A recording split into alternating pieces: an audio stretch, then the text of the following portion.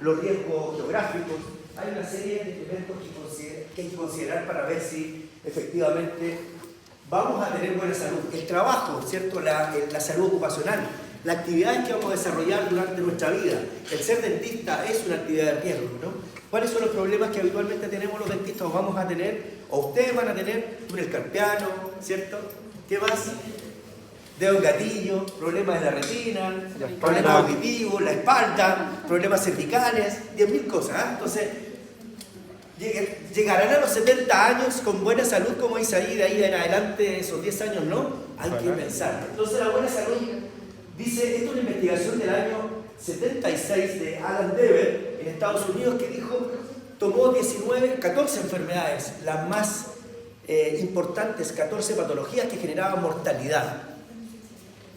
Y comenzó desde el infarto, desde accidentes de tráfico, 14 causas de muerte en Estados Unidos, las agrupó. Dijo, quiero saber de esas 14 causas de muerte, ¿cuánto contribuye a reducir esas muertes estos 4 elementos? Consideró 4 elementos los que ya hemos visto: el sistema de salud, los estilos de vida, el entorno y la biología humana.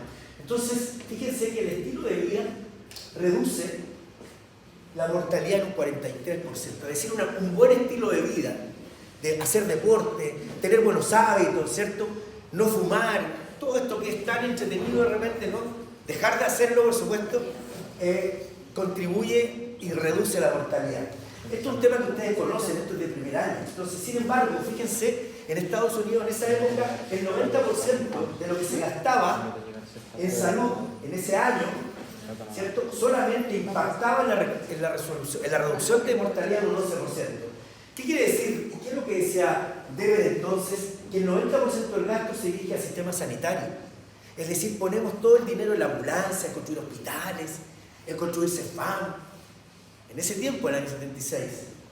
Sin embargo, ¿cuánto de eso impacta efectivamente en nuestra salud, en la buena salud? La verdad que solo un 11%. El resto, lo más importante, son los estilos de vida. Entonces, solo una pequeña parte se dedica a prevención, al ambiente y al estilo de vida. ¿Cuánto dedicamos del gasto, incluso nuestro propio gasto? ¿Cuánto, a medida que avanza en el tiempo? ¿Y cuánto gasta la familia en medicamentos? ¿Cuánto gasta en salud? ¿Cuánto gastamos en los sistemas de salud? ¿Y cuánto gastamos, por ejemplo, para mejorar nuestro estilo de vida? La verdad que esto es bastante interesante porque esto es del año 76. ¿Hace cuántos años atrás? Más de un cuarto de siglo, ¿no? Casi 50 años atrás. 50 años atrás, ¿cierto? Casi 49 años. Entonces, en ese tiempo debe decir, es necesaria una reorientación radical de las políticas de salud. Entonces, cuando ustedes sean planificadores de salud, porque lo van a hacer, tendrán que pensar en los determinantes sociales de salud. Y los determinantes sociales de salud es esto, ¿no? Las condiciones que nosotros vivimos, cómo crecemos, primero cómo nacemos, cómo vivimos, cómo trabajamos, cómo envejecemos. Entonces, ¿de qué está influenciada las determinantes de salud? Sin duda, por los ingresos, por el poder, por los recursos en todo sentido. Y esto es lo que genera las desigualdades que existen en los distintos países. ¿Estiman ustedes que en Chile existen desigualdades en salud? ¿En nuestro país hay desigualdades?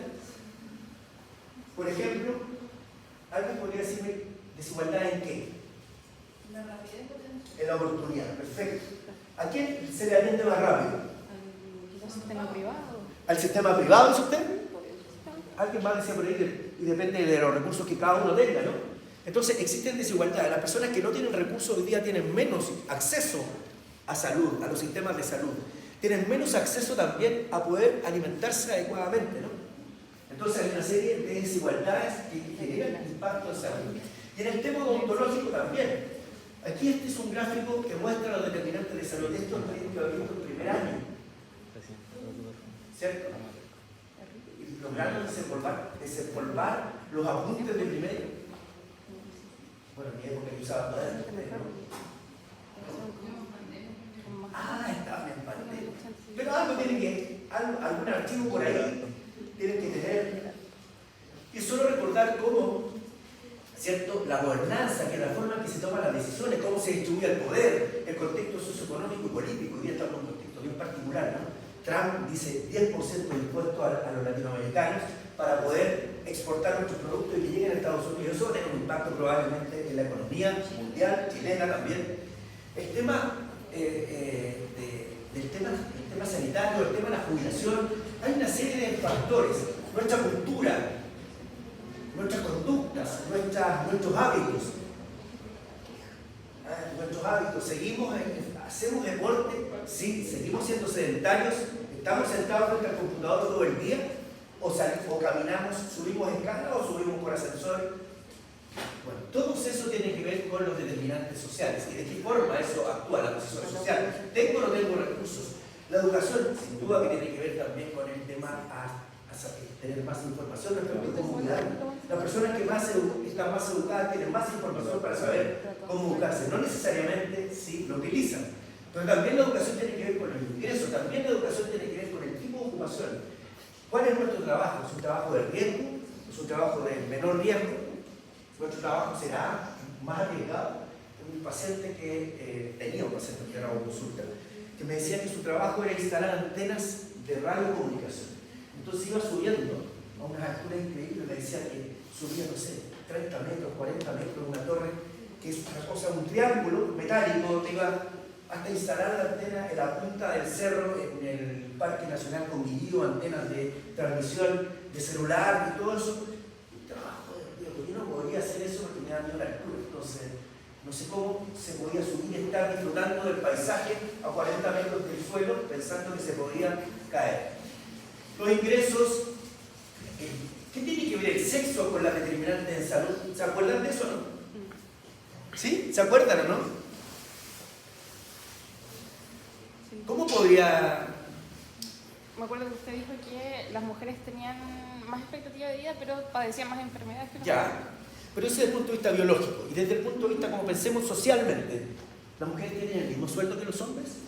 No. Si no tienen el mismo sueldo que los hombres, tendrán mayor riesgo desde el punto de vista de los determinantes sociales. Afecta la posibilidad, al tener menos ingresos, menos acceso, tienen menos, en general, puestos de poder, por ejemplo, donde se toman las decisiones también. La posibilidad de tomar decisiones. Ahora la sociedad ha ido cambiando. La mujer tiene un rol mucho más protagónico, ¿no?, en la sociedad. Pero en la época de mi madre, de mi abuela, normalmente estaban en la casa. Hoy día todavía queda, sin duda que hay.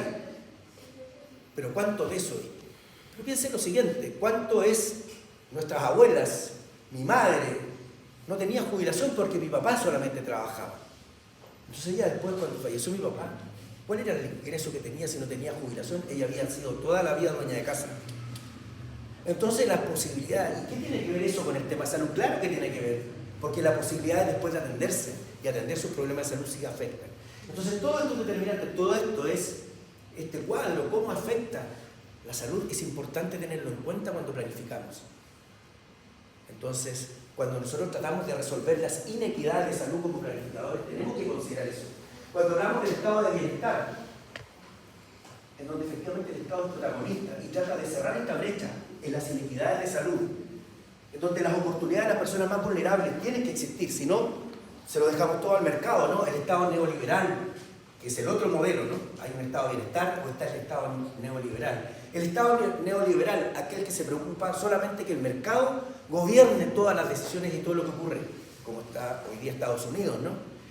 El tema de la previsión de salud, la jubilación, el acceso a la salud. En Estados Unidos, quien no tiene trabajo, ¿tendrá salud? ¿Saben ustedes? No. ¿Tiene acceso a salud? No tiene. No tiene acceso a salud. En cambio, aquí en Chile, por ejemplo, con todas las dificultades, quien no tiene trabajo, ¿tiene acceso a salud? Sí. Tiene el sistema público, tiene FONASA en Estados Unidos. Entonces, estamos pensando en cómo eso afecta o no la calidad de vida de las personas. Los países donde el Estado no es fuerte, donde el Estado es débil, probablemente las condiciones sanitarias y el resultado en salud general es malo.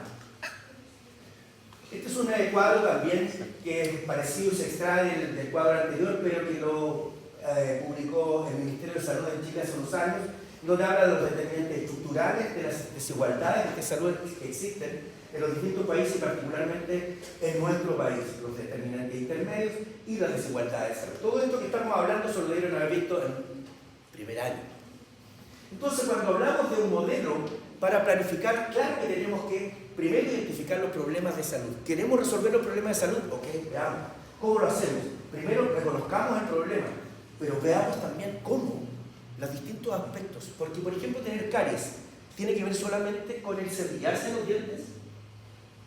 ¿Qué otro factor podría afectar la salud bucodental? Que no sea el cepillado de dientes. La dieta, ¿cierto? Y eso tiene que ver con algún determinante de salud. La educación. Las personas que tienen más educación, las familias más educadas, sus niños tienen más o tienen menos caries, deberían tener menos caries, ¿cierto? Porque tienen más información. ¿Qué más? ¿Qué otro determinante de salud en términos de salud oral? Y hablar de la enfermedad periodontal, ¿cierto? El tema de acceso incluso a salud, por un tema de ingreso. Entonces la pregunta es, ¿cómo emparejamos la cancha? Un término bastante manoseado, pero ¿cómo emparejamos la cancha en materia de salud? Entonces ahí están los determinantes sociales. Y por lo tanto, a partir de esta identificación podemos proponer intervenciones. Entonces el ciclo de la planificación es identificar problemas, reconocer cómo afectan los determinantes de salud, cómo inciden y de qué forma podemos manejar. Entonces, ese mismo gráfico simple se transforma en un poquito más amplio, en donde aparecen cómo logramos, ¿se acuerdan estos gráficos? Esto deberían haberlo visto también en primero, ¿no? ¿No? ¿Se acuerdan haberlo visto?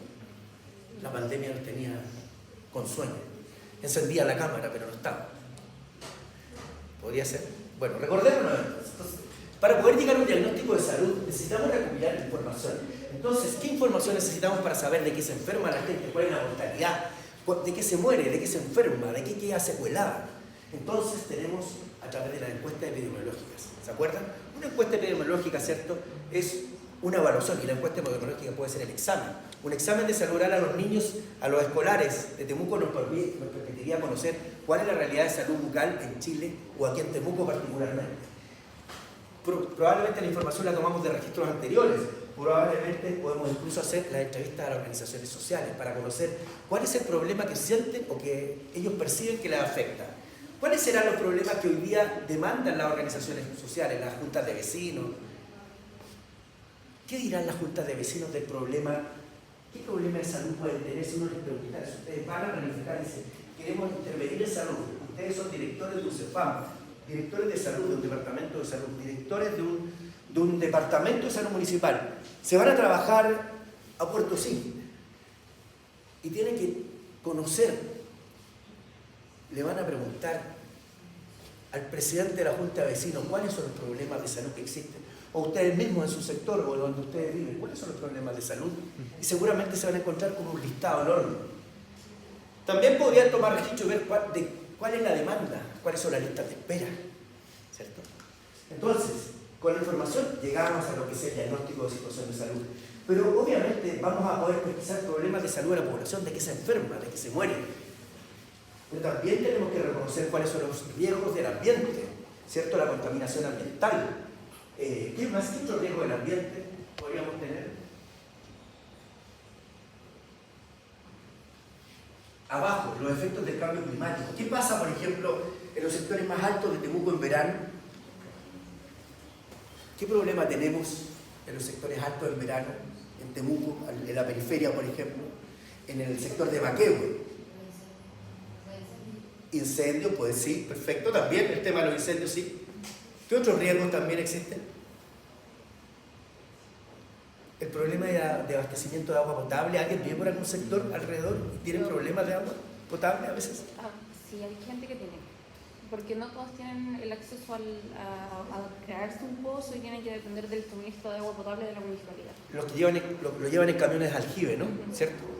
En camiones de aljibe. Y la dificultad que implica no tener agua, ¿no? Quienes no viven eso, efectivamente no saben. Pero tener un pozo profundo, clorar el pozo, ¿cierto? Generar que efectivamente eso ocurra. Y el pozo muchas veces, y eso es una inversión. Hay sectores donde hay agua potable rural, donde efectivamente el pozo se seca, las napas se secan. Entonces estamos hablando de los efectos del cambio climático y otros, ustedes ya conocen. Y por supuesto otras necesidades sanitarias, el abastecimiento, el tema de la eliminación de basura. Ustedes saben, por ejemplo, que en los sectores rurales hay muchas personas que están migrando desde la ciudad al campo, porque tienen miedo por la seguridad, ¿no? Tenemos miedo que nos asalten, entonces preferimos Todos los riesgos de la ciudad queremos evitarlos y nos vamos al campo, nos vamos a Buchahue, compramos una parcela para ese sector y nos vamos a vivir tranquilos, en un espacio cómodo, amplio, con menos contaminación, ¿cierto? Pero el camino, los tacos en la mañana para ese sector, la recolección de basura. ¿Quién retira la basura? El tema del alcantarillado. Y todos esos elementos son necesidades sanitarias que también hay que diagnosticar. Entonces de pronto nos damos cuenta que hay sectores que tienen problemas de agua potable, problemas de eliminación de basura, y llegamos a un diagnóstico de situación de salud. Entonces, una vez que tenemos un listado de problemas, tenemos que jerarquizarlos, priorizar. ¿Cuál es primero? ¿Cuál resolvemos primero? ¿Cuáles creen ustedes que deberían resolverse primero el problema de salud que se detecta en una comunidad? ¿Esto es primer año? ¿Primer año? ¿Cuál es el principal problema? O sea, ¿cómo ustedes priorizarían qué se resuelve primero? Ustedes son planificadores de salud y tienen la tarea de resolver los problemas de salud. Tienen un listado de 100 problemas. ¿Cómo los categorizan? ¿Cuál resuelven primero?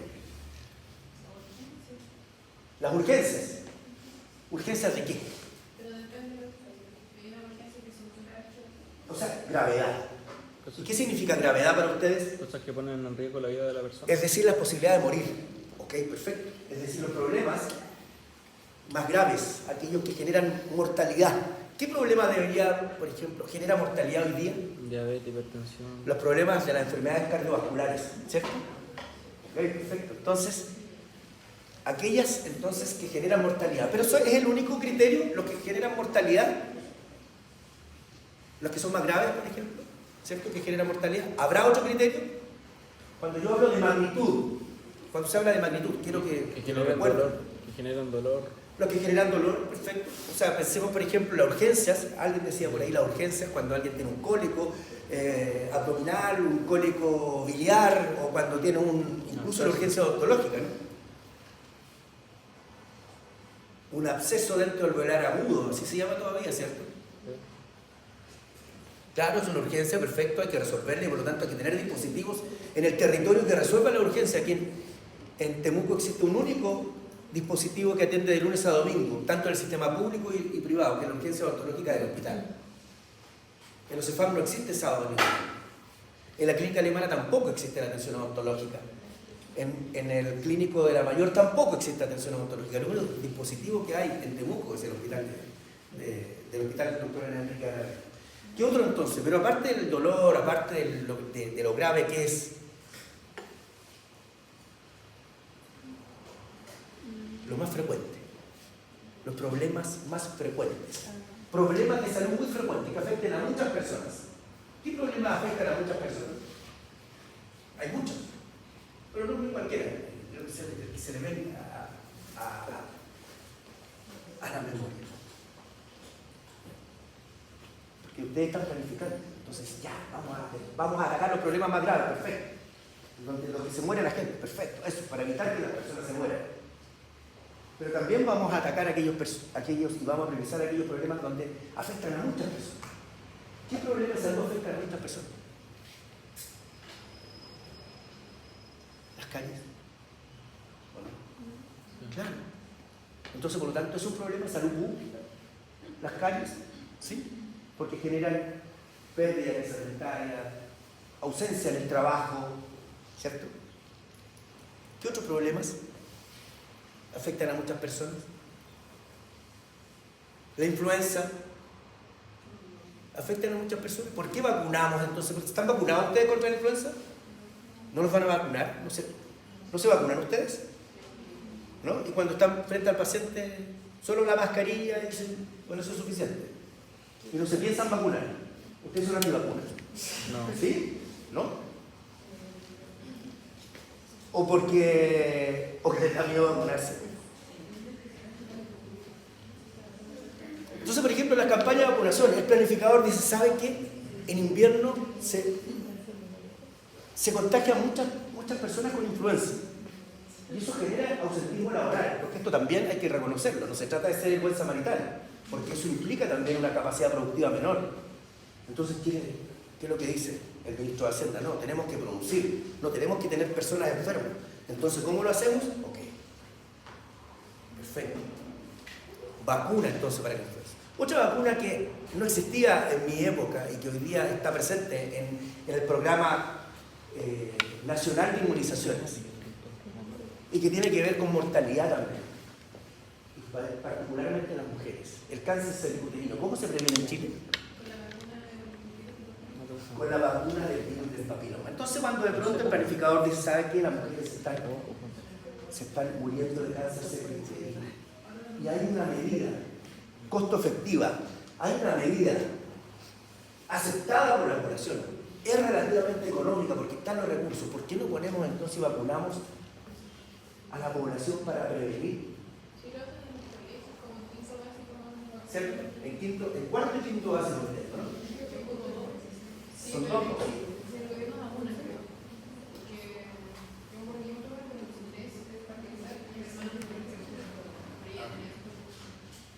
Claro, por ejemplo, es una opción. Y así, hay un montón de ejemplos. Entonces, cuando se habla de magnitud como un criterio para priorizar un problema de salud, tiene que ver con a cuántas personas afecta. Se afecta a muchas. A cuántas personas también se mueren producto de este problema. Eso es magnitud. Y trascendencia. ¿Les suena trascendencia? ¿Eso lo vieron seguramente en primero? ¿No? ¿Qué es la trascendencia? ¿Creen ustedes? ¿Qué será la trascendencia? ¿Cuánto trasciende? ¿Cuánto avanza? ¿Cuánto avanza? ¿Podría ser? ¿Cuánto avanza? Como a todas las generaciones, como todo eso. ¿Cuánto afecta? Sí, pudiera ser, porque es el sentido que yo también alguna vez cuando leí la trascendencia, pero ¿saben qué es? Es cuánto le importa a la población. Si un problema es importante para la comunidad, es trascendente. ¿Hay algún problema que no sea importante para la comunidad, pero que sea un problema de salud pública? Hace muchos años, muchos años, este mismo ejemplo. Mi abuelita decía, este niño estaba súper flaco y por lo tanto había que darle de comer. Entonces el niño más gordito era el más sano.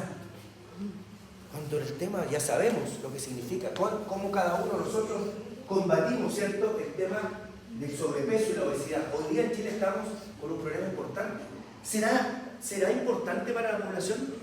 ¿O ser hipertenso o ser diabético será relevante para la población? Hay personas que dicen en realidad, yo soy hipertenso y tomo los sartán y con eso es suficiente y sigo comiendo sal y asado con harta sal, no importa nada, ¿no? No es trascendente. Entonces tenemos temas también importantes, es decir, qué tanta trascendencia o qué tan importante es para la comunidad. La vulnerabilidad, les voy a preguntar estas tres en la prueba. 3 criterios de priorización de problemas de salud y que lo expliquen. Ustedes me tendrán que recitar qué es lo que es magnitud, qué es lo que es trascendencia y qué es lo que es vulnerabilidad. Y la vulnerabilidad es que un problema de salud tenga solución. El problema de salud es que tenga solución. Hay problemas de salud que no tienen solución, ¿cierto? Hay enfermedades que no tengan solución, sí. Muchas, particularmente ciertos cánceres, por ejemplo. ¿Se acuerdan de pronto de algunas familias, lo cual es tremendamente doloroso? Una mamá que caminó desde Chiloé a Santiago, que le iban a hacer un seguimiento en la prensa, la televisión, iba avanzando hasta llegar a La Moneda. ¿Por qué? Porque el tratamiento le costaba 3.500 millones de pesos, el tratamiento para su hijo. Porque eso le dijeron que costaba 3.500 de pesos, 3.500 millones de pesos el tratamiento de su hijo. Pero ¿saben qué? ¿Y por qué el ministerio le dijo que no? ¿Saben? Pero ¿será eso? ¿Será solo eso? ¿Es cierto lo que usted dice? ¿Cómo los pocos recursos los distribuimos de tal manera que nos permita generar una mayor cobertura de protección o de resolución de problemas? ¿Es cierto? Eso es un criterio. ¿Pero saben qué? ¿Cuál es el problema? Es que era un estudio experimental que no tenía evidencia. No aseguraba. Entonces tenían 3.500 millones de pesos. Probablemente lo iban a gastar y probablemente el niño no se iba a recuperar. Lamentable problema que no tiene solución. Y muchos de estos problemas, el ministerio tiene que enfrentar esos problemas. El dilema de decirle a un niño, ¿sabe qué? le cuesta eso, pero no tenemos el dinero, porque además no solo es eso. Si nos aseguran que su hijo se sana, 3.500 millones de pesos, ok.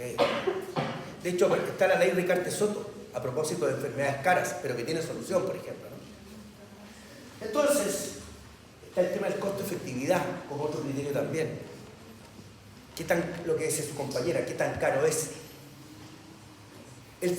La prevención, por ejemplo, de las caries, ¿es costo-efectiva? ¿Es barata, por decirlo de alguna manera? Sí. ¿Es simple? ¿Cómo?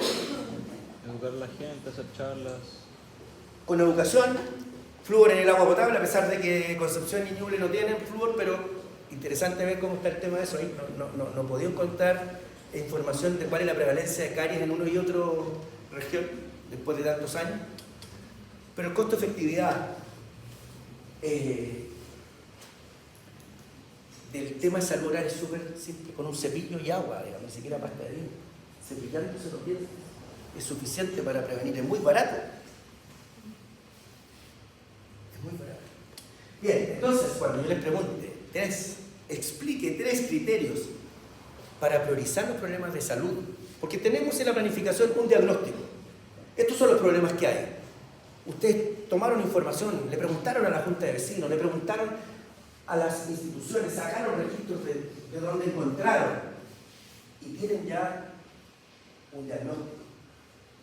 Ya saben cuáles son los 100 problemas que afectan a una comunidad y por lo tanto tienen que jerarquizar. Una vez que los ordenan, este primero, este después, tenemos que confrontar nuestras necesidades, ¿cierto? Todas las necesidades. Estos son todos los problemas. Pero ¿saben qué? No nos alcanza el dinero para todo. Y tendremos que, por lo tanto, confrontar cuántos recursos disponemos versus cuántas necesidades tenemos. Y las otras las dejaremos para más adelante. En la época de mi padre, yo no alcancé a vivir eso, pero él me contaba que él tenía 10 hermanos y que le compraban zapatos los 2 más grandes. Y los demás todos recibían la herencia de los zapatos. Él que era el menor de todos los hermanos, recibía prácticamente el zapato, lo que quedaba del zapato. Entonces, de alguna manera, en la priorización y esto de confrontar las necesidades con los recursos siempre es un problema. Chile, si fuera un país rico, no estaríamos pensando, no tendríamos el GES, porque el GES, ¿saben lo que es el GES? El GES, ¿cuántas patologías tiene el GES? ¿O cuántos problemas de salud están incorporados en el GES? ¿Cuántos? Muchos. 85, 87, 88. ¿Recuerdan? Más de 85, o al menos 85. ¿Sí? ¿Y por qué esos 85 problemas y no otros? ¿Saben por qué? Me imagino que lo conocen. ¿Saben por qué eligieron 85 problemas y no otros? ¿Cómo? Son los más comunes, perfecto, son los que más afectan, ¿cierto? Es verdad. Por las Pero, necesidades de la población. exactamente, porque además no tenemos todos los recursos para atender todos los problemas.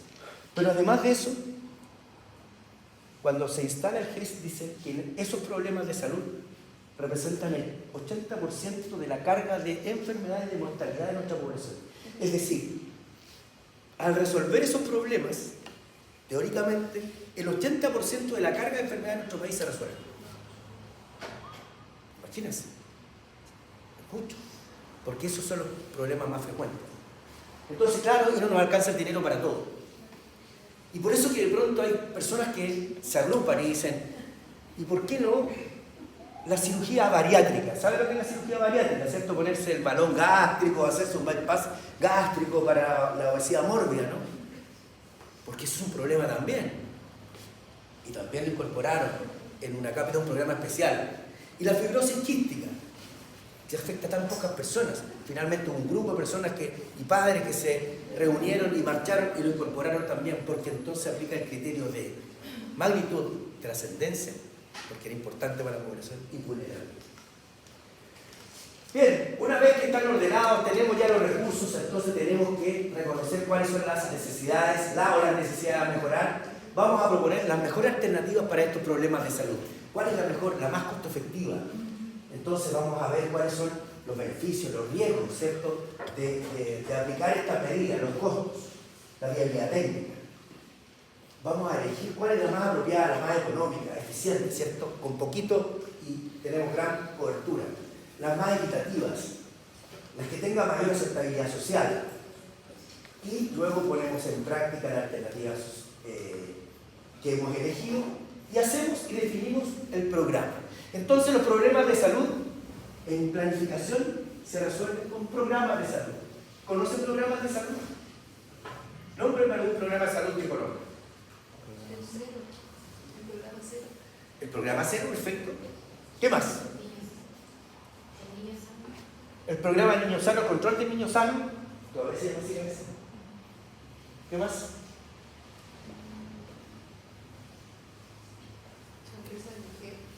El programa Sonrisa de Mujer, estamos hablando de programas odontológicos, ¿sí? Y otro programa que no sea odontológico, que lo acabo de mencionar hace un rato atrás.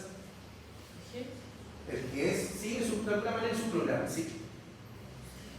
Pero hay otro, que es emblemático de nuestro país y que nos hace lucernos en el concierto internacional. Que somos súper capos, súper buenos. Somos las estrellas. ¿Qué programa? Lo dije hace un rato. Las vacunas. El Programa Nacional de Inmunizaciones. El sarampión se erradicó en Chile. La polio. Entonces hoy día nos vacunan, ¿cierto? Desde pequeños. Y aquí se morían muchos niños. Y otro programa. El Programa Nacional de Alimentación Complementaria. La leche. Que le entregan al pueblo. ¿Ah? La leche purita. Y que ahora se extendió al adulto mayor. Y les dan hasta sopitas. La sopa, ¿cierto? Bueno, todos esos son programas. ¿Para qué?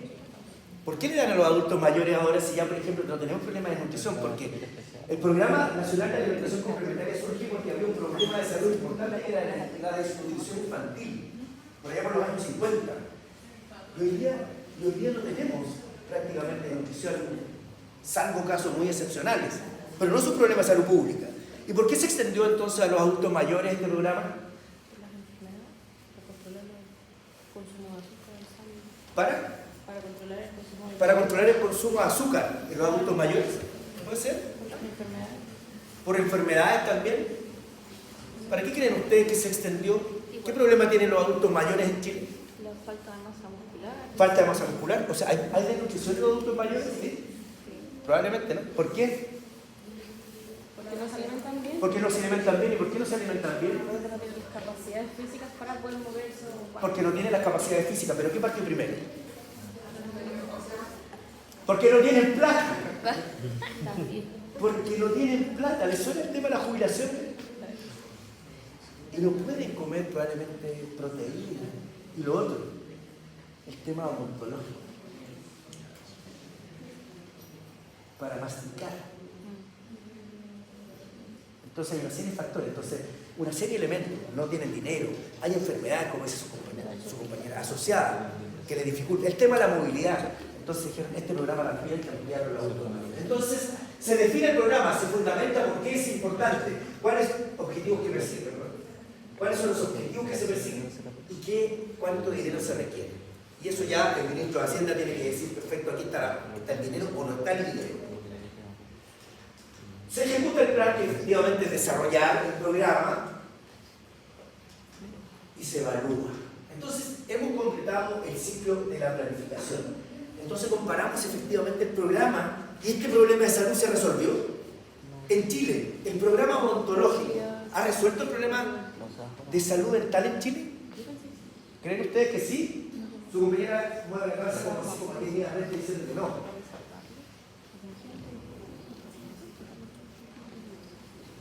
¿Creen ustedes que el programa odontológico, o sea, el programa odontológico ha resuelto los problemas de salud oral en Chile? ¿No? O sea, no ha servido de nada en los programas odontológicos. Veamos. Entonces, todo esto es la planificación que se hace no solo en Chile, esta forma de planificar. Hay distintos modelos de planificación. Yo acabo de presentar uno que se llama, ese es el modelo de Hahnemann. Y hay otros modelos. Y eso se utiliza para el GES. Este modelo que acabamos de ver se utiliza específicamente para el GES también. Así se eligen las patologías del GES: magnitud, trascendencia y vulnerabilidad. Entonces, en nuestro país, el Ministerio de Salud tiene como tarea, entre otras, y como funciones, definir los objetivos sanitarios nacionales. Entonces, estos objetivos que ustedes ya conocen, ¿no? Asegurar la calidad de atención en salud, avanzar en la construcción de comunidades y entornos saludables. Y hablamos del entorno, y hablamos de los hábitos, ¿cierto? Disminuir la inequidad, esto que hablamos de la desigualdad y la inequidad también. Y mejoremos la salud y el bienestar de la población. Esos son los objetivos. Cada año, cada década, el Ministerio tiene que definir cuáles son los objetivos por década. Partieron en el 2000, luego siguieron en el 2010, hasta el 2000, del 2011 al 2020, y ahora estamos en el 2021-2023. Y esto ustedes ya lo conocen, aquí hay algunos, ¿cierto? Medio ambiente y entorno saludable, estilo de vida, enfermedades transmisibles. Pero, ¿y dónde está? Ahí están las enfermedades bucodentales, son parte también del objetivo sanitario de nuestro país. Tenemos entonces incorporado dentro de los objetivos de nuestro país lo importante que es la salud oral. Entonces dicen, ¿cuál es el objetivo que se persigue? Mejorar el estado de salud oral de la población a lo largo del curso de la vida con enfoque de equidad. Aquí aparecen los resultados, fomentar a los promotores de la salud bucal, todo esto ustedes ya conocen: promover el manejo adecuado de higiene y cuidado bucal, fortalecer la cobertura efectiva de los servicios de salud bucal a lo largo del curso de la vida, es decir, atender a los niños, a los adolescentes, a los adultos mayores. Pero ¿cómo hacemos toda esta filosofía, todo esto que es teoría? ¿Cómo lo hacemos? A través de cada comuna tiene que definir lo que se llama el plan de salud para su comuna en Chile. Y es un documento que tiene que estar evidentemente escrito, impreso, en donde se ordenan todas las actividades que se van a desarrollar. Cuántas consultas, cuántas hospitalizaciones, cuántas sesiones operativas. Eso es el plan de salud. Pero obviamente el plan hay que hacerlo sobre la base de un diagnóstico, es decir, de qué se enferman las personas. Las personas de Pucón se enferman de lo mismo que las personas de Tolten, aquí en la región de la Araucanía. ¿Ustedes creen? ¿Será lo mismo? ¿En general tienen los enfermados todos de lo mismo? ¿O habrá zonas en que efectivamente hay diferencias? ¿No? Todos nos enfermamos lo mismo. ¿Cuáles son los riesgos, por ejemplo, en la zona costera de Tolten, desde el punto de vista de salud ocupacional?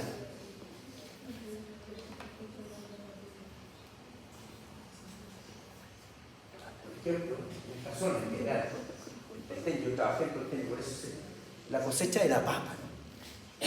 En esta zona costera, en la región de la Araucanía, la papa de Arao, la papa de Tolten. ¿Y saben cómo se cultiva la papa y cómo se cosecha la papa? ¿Cómo se cosecha la papa? ¿Hay cosechado papa? ¿O ha visto la papa? Salen de los árboles, ¿no? Se entierra. Ya, entonces, ahora hay, todo esto se ha ido, es mucho más técnico, hay máquinas que van sacando las papas, pero no en todas partes. Entonces, muchas de estas cosechas tienen que hacer con un palito e ir recogiendo una a una cada tubérculo, echarle un canasto y ese canasto al saco y ese saco al camión o al coloso del tractor y lo sacan, ¿cierto?, del potrero y lo llevan hasta la orilla donde está el camión y que se lleva las papas. Todo ese trabajo genera enfermedades lumbares, problemas de hernias. Entonces, probablemente no sea lo mismo según la actividad productiva de cada comuna, ¿no? En Lota, ¿cuál era el problema cuando existían las minas del carbón? ¿Cuál sería el problema de salud de la gente en Lota? Pulmonares, ¿cierto? La silicosis, ¿cierto? El problema. Y así, entonces cuando hacemos planes de salud, tenemos que hacerlo sobre la base de la particularidad de cada comuna. ¿Y cómo se hace? Se inventa. El Ministerio cada año publica las orientaciones programáticas. En esa página web ustedes pueden encontrar un libro en donde aparece cómo se programa, cómo se planifica. Cada año se publica, el Ministerio lo hace. Está, por supuesto, está diapositiva, yo se las voy a compartir. Y sigamos, vamos avanzando. Cada comuna tiene la obligación, cada municipalidad tiene la obligación de entregar un conjunto de prestaciones de salud a su comunidad. Estamos hablando del sistema público. A través de lo que se llama el modelo de atención integral de salud destinado a resolver esas necesidades de salud. ¿Y qué ocurre? el plan de salud familiar es lo mínimo que se le tiene que entregar a la comunidad. ¿Y cómo se financia ese plan de salud familiar? ¿Cómo se financia los CEFAM? ¿Ustedes han estado en CEFAM? ¿Hay algún CEFAM? ¿No? ¿No les ha tocado ver todavía? Sí, bueno. ¿Y conocieron los más del edificio? ¿Y cómo les pagan el sueldo a sus funcionarios? ¿Cómo se financian los medicamentos que le entregan a las personas a los CEFAM? ¿Ustedes no son usuarios del CEFAM? ¿No van al CEFAM? ¿Sí? Cuando tienen algún dolor o algo así, algún problema de salud, ¿van a buscar medicamentos al CEFAM? ¿Van a buscar preservativos? ¿Van a...? No sé, no.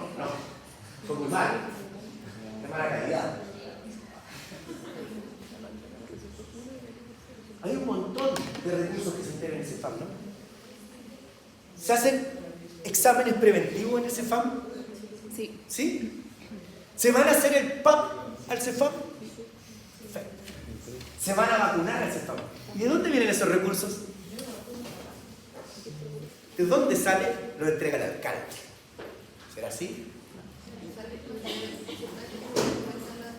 El porcentaje que se le descuenta a las personas, su 7% de FONASA. ¿Sí? ¿Sí? ¿Sí? Así es, pero no es del todo cierto. Del 7% que cada persona que trabaja le sacan, tenemos la opción de inscribirnos en FONASA o en UNISAP. ¿Sí? Si yo soy de FONASA, toman ese 7% y ese FONASA toma el 7%, pero ese 7% probablemente no basta. Y el Estado pone más recursos todavía. Le agrega recursos. ¿Le suena el per cápita? Cada vez que una persona se inscribe en un CEFAM, ¿alguno de ustedes está inscrito en un CEFAM? Seguramente varios. ¿Sí? ¿No? Nadie está inscrito, usted tiene SAP, ¿no? Ok. ¿Quiénes están en FONASA tienen que estar inscritos en el CEFAM. Para poder ser atendido tienen que estar en la base de datos del CEFAM. Si no dicen, no, usted no está inscrito aquí.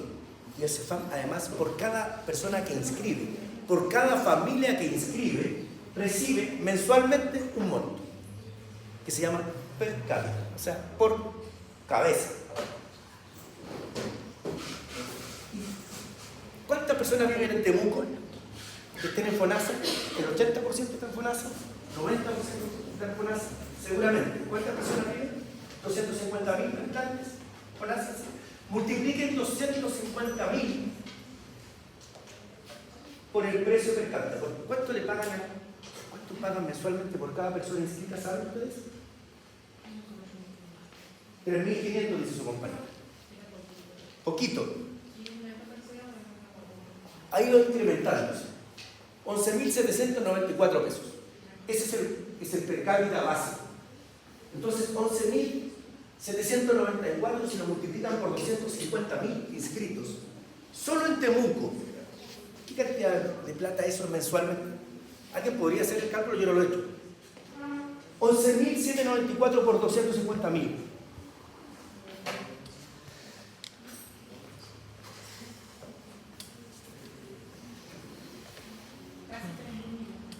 Casi 3.000 millones de pesos mensuales. Y con 3.000 millones de pesos mensuales se tienen que pagar los medicamentos, se tienen que pagar los exámenes, se tienen que pagar las remuneraciones al personal, tienen que pagar la luz, el agua, todo lo que el funcionamiento se paga. Okay. Cada mes. ¿Es poco o es algo? Los alcaldes dicen es muy poco. Y probablemente lo sea, depende de las necesidades. ¿Y saben cuál es la clave? ¿Cuál es el foco? Que la medida en que la comunidad no se enferme, no tiene que gastar en medicamentos. Entonces, el propósito de la atención primaria es que mientras menos se enfermen las personas, menos recursos consumen. Pero eso no ocurre. Porque normalmente los CEFAM todavía esperamos que vayan las personas que están enfermas a visitarnos al CEFAM. En vez del CEFAM salir a evitar que las personas se enfermen. Entonces la atención primaria universal, que es un tema que tiene que ver, que van a exponer algunos de sus compañeros que toquen en el seminario, nos explicarán cuál es el cambio del enfoque de la atención primaria universal. Entonces, vamos a ver rápidamente la cartera de prestaciones. Con esos 11.000, ¿cuánto es? 11.600. 700, casi 11.800 pesos. Todas las prestaciones las voy a ir pasando rapidísimo. Algunas, las que están en rojo, es examen de salud oncológico, educación grupal oncológico, consulta oncológica preventiva que incluye barniz, educación individual con instrucción de higiene, pulido coronario, sellante, consulta de salud odontológico, incluye obturaciones, pulpotomía, consulta de urgencia odontológica, incluye exudo 11 y radiografía odontológica. Eso es la canasta de prestaciones de APS, eso es lo que ustedes van a ir a hacer cuando trabajan ahí, en un CEFAM. Eso es la población infantil, es la población adolescente, junto con todas estas otras prestaciones, es la población en el tema de salud de la mujer. Dice consulta odontológica preventiva en gestantes, en adultos y adultas, en adultos mayores, todas las GES que están incluidas en APS y todas las prestaciones que son transversales o asociadas a los programas. Educación, la visita domiciliaria, exámenes de laboratorio, todo eso. Esto, por supuesto, que no se nos voy a preguntar. Pero es importante que sepan que esos 11.800 pesos de per cápita financian toda esta canasta de prestaciones. Entonces, cuando ustedes no van al CEFAM, ¿qué pasa? Se distribuye la gente que quizás no necesita diariamente. Exacto. Entonces, mientras menos personas van al CEFAM, menos recursos se cumplen. Pero ¿qué ocurre? Que se ha demostrado, con la evidencia también, que particularmente los hombres nunca han pisado un CEFAM. El 50% de los hombres científicos nunca en su vida pisaron un CEFAM. ¿Y qué es lo que hacen? Se enferman, se van al hospital directamente.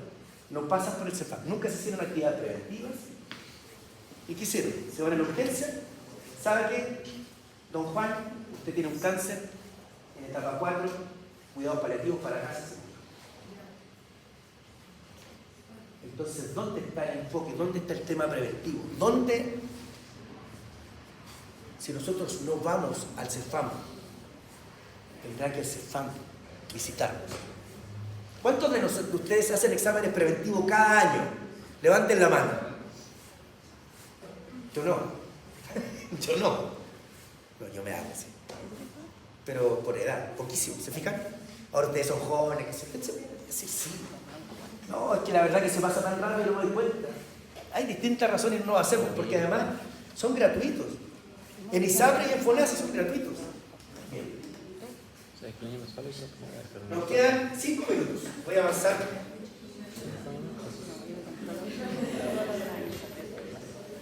Con la clase de hoy.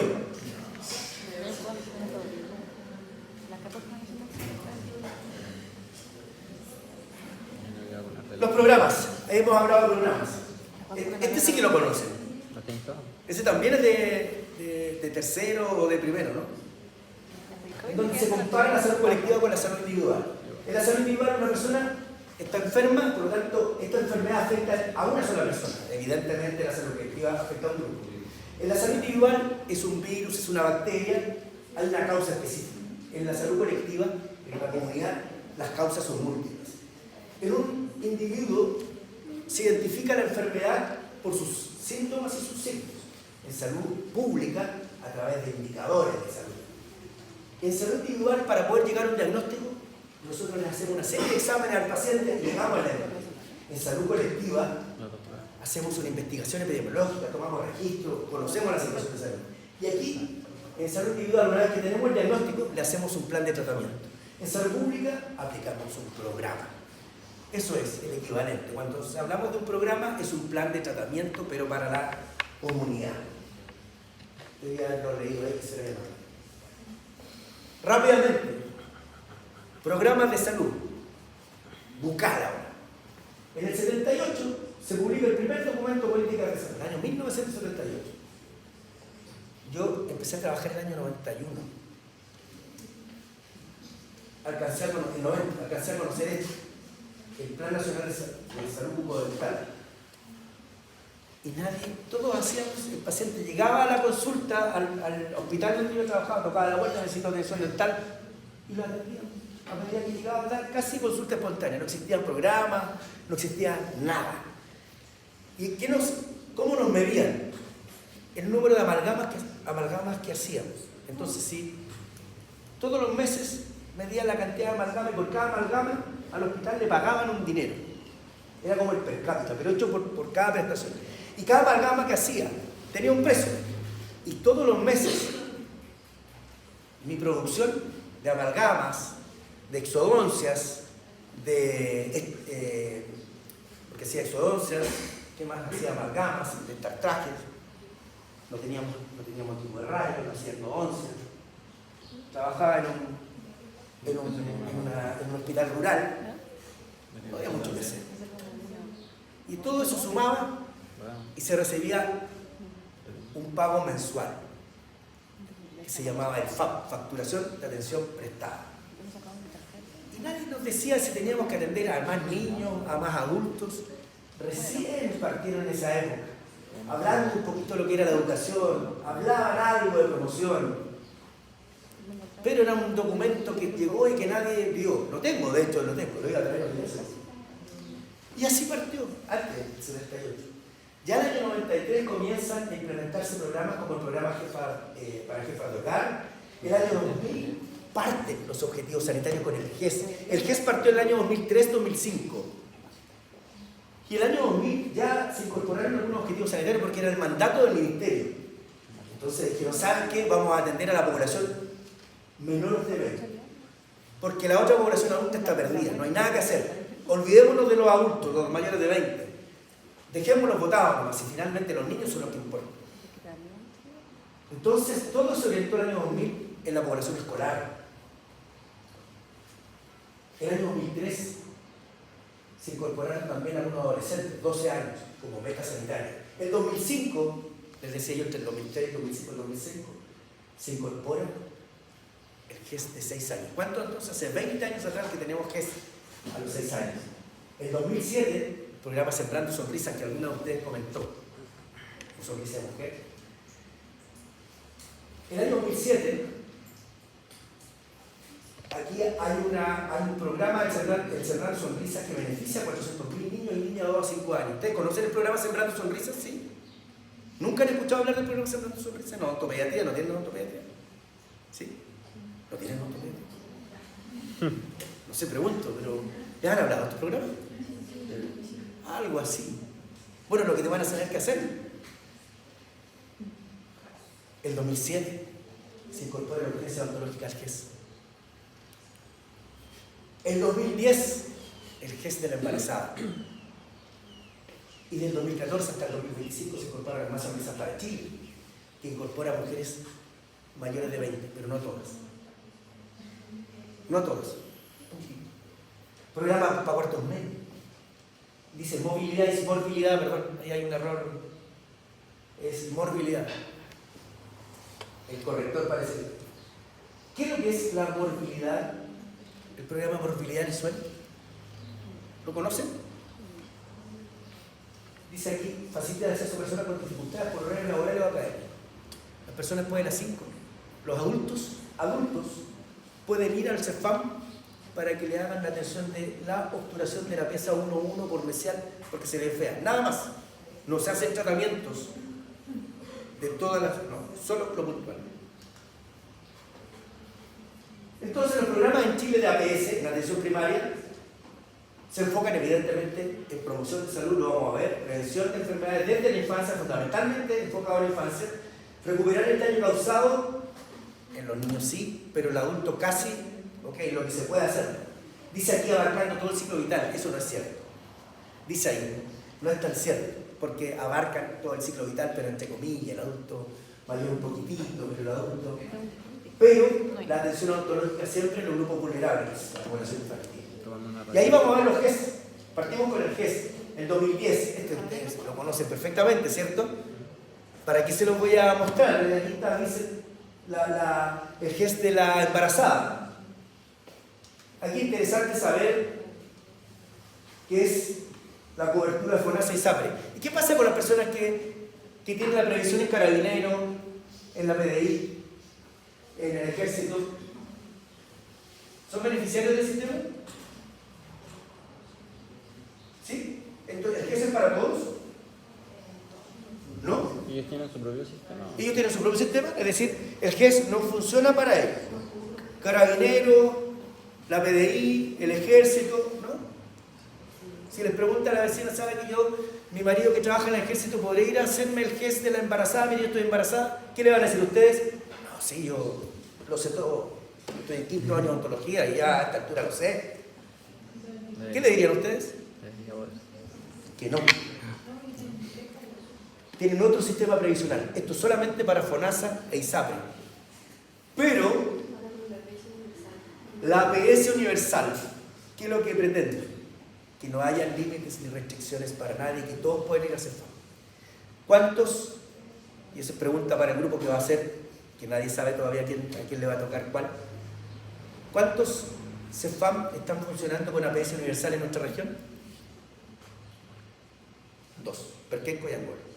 Nada más, porque es piloto, todavía es piloto. Y ahí están los beneficios de la gestante, el tratamiento, fíjense.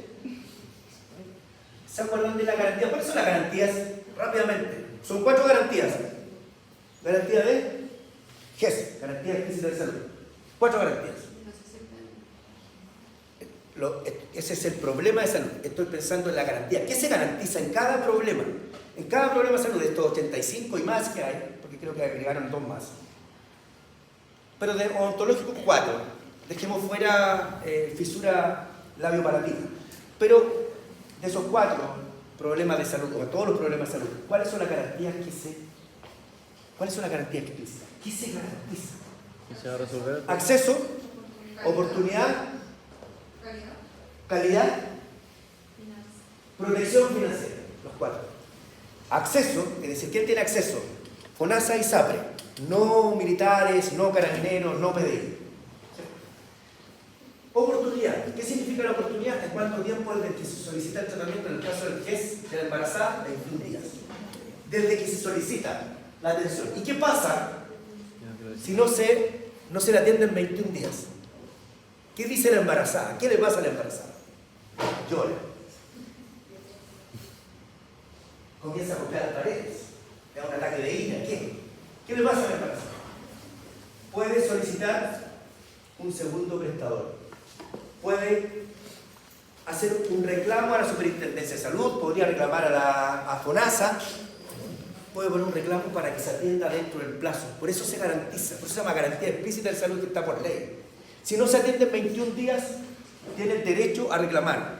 Y la Superintendencia tiene la obligación de ofrecerle un prestador en 48 horas. Un nuevo prestador. Eso se realiza.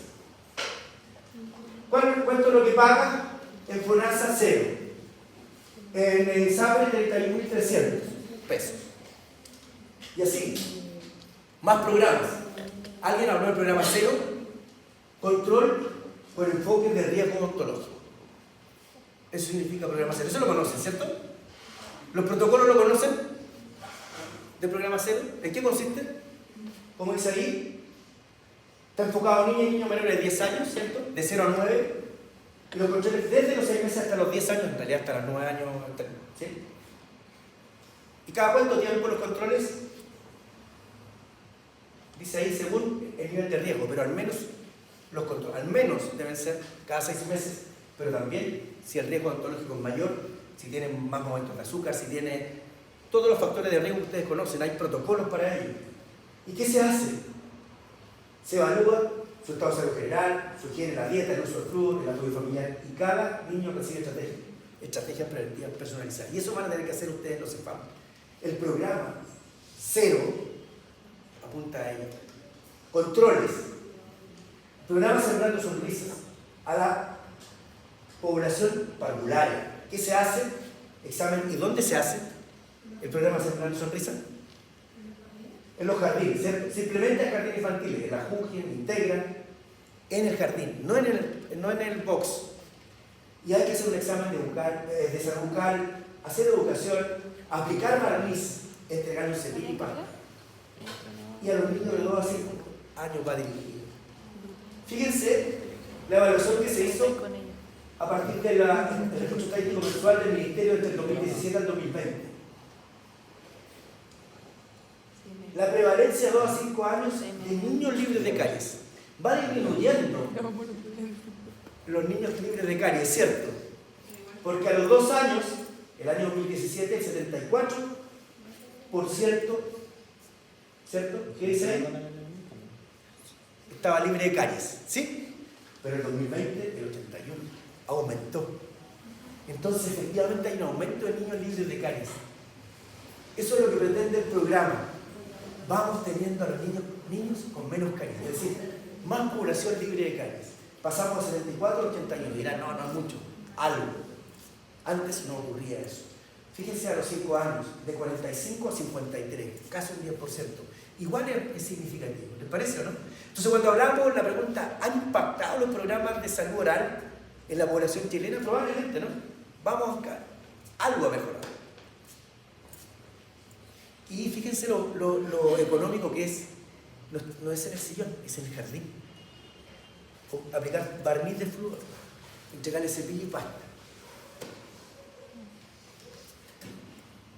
Estamos en la hora, doctor. Oh, estamos en la hora. Son 2 horas, por si acaso.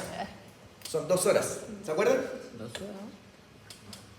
Pero acordamos que íbamos a hacer 1 hora y en algún minuto vamos a hacer 2 horas. No es esta la oportunidad, así que nos vemos el próximo lunes. La lista.